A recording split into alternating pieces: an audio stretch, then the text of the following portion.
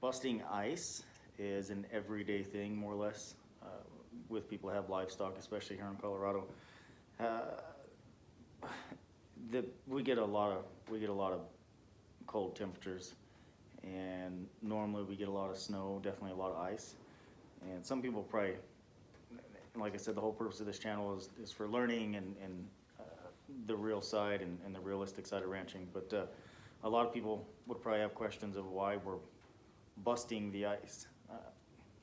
There is elements that you can put in the tanks, heating elements. The 110, you'd plug them in, put them in the tub, and it would actually defrost the water for you. And we have some of those, especially around the tanks around the corral. We have those. Most of our water, though, is remote, and it's on a windmill system, and we have no power, no electricity out there. So we've got a huge list of projects. And because, as I was talking about the weather also, because of the weather, it kind of changes the order into when I get those projects done, or when I actually can do them anyways. So we feed, a lot of ranches have to feed their livestock in the winter. And the reason that we have to feed the livestock in the winter is because there's moisture and there's snow, more or less, that covers the grass. So the livestock that are on pasture, that are grazing on pasture, when it snows to the amount that they can't get to the feed, we have to supplement the feed. So it's already a hard day and it's a cold day, and they got to spend twice the energy to dig through the ice and snow to get to the feed. So we want to make sure that their care is number one priority, and we make it easier. Our project that we got going is getting our open cows to market. And when I say open cows, without going in it too deep or too lengthy in this video, I'll definitely do another video of our timeline, of the ranching timeline, more or less.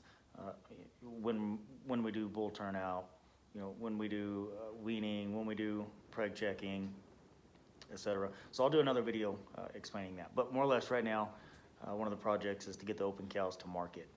And to do that, you got to have a stock trailer ready. So I think you guys seen some highlights in one of the other videos. One of the stock trailers at 5N, it's had a good life, definitely had some hardships. So working slowly and surely trying to get it back online. On top of taking the cull cows to market, the open cows to market, we also have to bring in our replacement heifers and replacement cows, which still requires a stock trailer. So there's a lot of attention that is put on the trailers that we haul our livestock with. Another project would be the scale. So earlier this year, I built a new scale for our actual head gate for our chute. And it works really great. It does. I'm really impressed with it. Impressed with myself. And but there is some issues with the module. I'm having a little bit of problems with that. It doesn't seem to be fine-tuned as I like. So those are some things that I got to look at. And the reason I got to look at that is, like I said, we have replacement heifers and replacement cows coming in, and part of the entire management system is we need to know what they weigh. Another project would be the baler. Normally we use round balers. This season we more or less was forced to utilize one of our small square balers. And along the way, we have had a few issues with it from, it's a 420 New Holland twine baler, anywhere from, broke needles, bill hooks, knives, pickup tines. There's a lot of things that I ran into this season with that baler, and it's really slowed me down. There's probably not much feed left in those windrows from the wind that we get here, but every little bit of feed helps. And I still got to get it off the ground, especially before deep winter gets here, or I won't see it till spring. Also calibrating the feeder on the feed truck, and that's what we give the herd. That's how we give the herd the cake. We kind of upgraded a little bit from shoveling off the back of the flatbed to having a feeder now. And calibrating that system is pretty important. We purchased so much cake to get us through the season. And when we say cake, it's a tubular, more or less tubular snack with high nutritional value, and we can adjust the nutritional value. But that's what we feed the herd with additionally. But that has to be calibrated, and it has to be pretty accurate because we buy so much feed to get through the year. And if we're delivering the wrong amount, we won't have enough to get through the end of the year.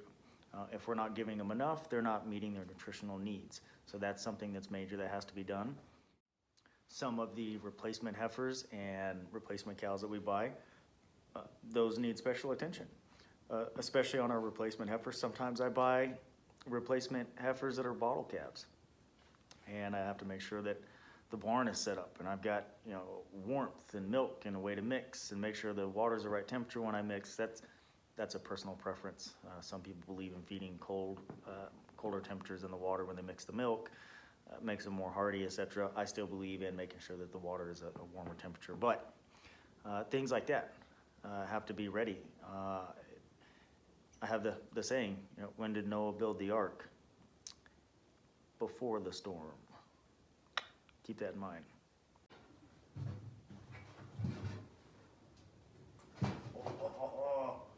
There we go, girls.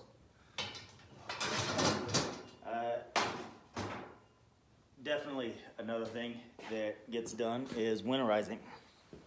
And by winterizing, I mean the equipment. The equipment's got to be winterized. Like I said, the temperatures get really cold here. I want to make sure that every piece of mechanical equipment has coolant and has the right amount of coolant so it doesn't freeze. Making sure that exhausts are covered and just so many things that we prepare for when winter gets here. So as I said earlier, it's not necessarily that we don't work every day. The weather just doesn't permit us to do as much throughout the day. The poop, so cow feces, is that politically correct? Anyways, so I don't know if you guys noticed in some of the videos in the small clips that you see, there is just, especially around the water tanks and in corners, there is just an abundance amount of poop. And what I like to do is I use 2 big tractor tires, and I just lay them flat. I put a chain around the tires and I'll pull them with the truck. And what that does is both tires create a wedge. So as you drag them, over the poop, it more or less grinds them up and breaks them down. The tractor tires are really heavy, and it's creating a V, So everything's coming in here and it's got to actually get ground up before it can get pushed out around the tires. And I like to wait until we at least get 1 or 2 good freezes, and that poop is a lot more brittle and it's hard and it breaks up a lot easier. Thanks everyone for watching this video, and thank you to those that subscribed so far. 3. So I'm excited. I'm still trying to figure out how the best way for me to give the information that I want to give. I'm trying to find the best way for that. And so far with this video, I think the best way that I've figured out that works for me is to show small clips and highlights of the projects that I'm doing and then sit down and talk about it. So if you guys have any other ideas or some better ideas and something you'd like me to change up that would be easier to watch or not so monetary boring to watch, please feel free to comment and tell me. I did receive some of the previous comments about the volume on the last one. And that's part of the editing and me trying to learn the editing. And additionally, the editing program that I'm using limits me to 5 minutes. So there's a lot of things that I'm learning.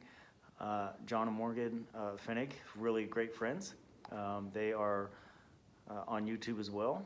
They are long haul lifesavers, and they're entertaining as hell, and they're amazing. So shout out to them. You should definitely go watch them.